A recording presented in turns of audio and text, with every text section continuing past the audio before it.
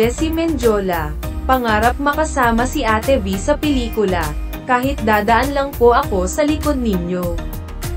Iniyahag ni Jessie Mendiola na pangarap niyang makasama sa isang pelikula ang kanyang biyenan na si Vilma Santos Recto.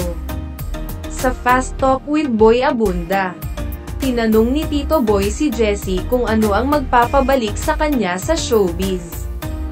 The right opportunity, tugon ng aktres. Actually, Tito Boy. Nagsuhestyon si Tito Boy kung posibleng makasama ni Jessie sa isang pelikula si Ate V, yun nga eh. Talagang dream ko yun. Sabi ko nga kay Momski, kahit dadaan lang po ako sa likod ninyo, gagawin ko po talaga.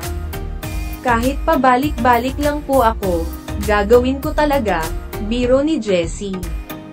Sinabi pa niyang pangarap na niyang makatrabaho si Ate V. Hindi pa man nagiging sila noon ni Luis. Kasi dream ko rin talaga siyang makatrabaho, kahit noon pa. Kahit noong hindi pa kami ni Luis, actually. So sabi ko, sana may tamang opportunity din na mangyari yun. Sa parehong panayam, sinabi ni Jessie na nakita niya rin kung paano magtrabaho si Ate V pagdating sa politika. But at this point, now that I'm married to him, Luis, and also I've been with sina Momski, Vilma Santos, sina Tito Ralph, Recto, and mas lalo na noong pandemic, I've seen kung paano yung public service nila. And isa lang ang masasabi ko talaga.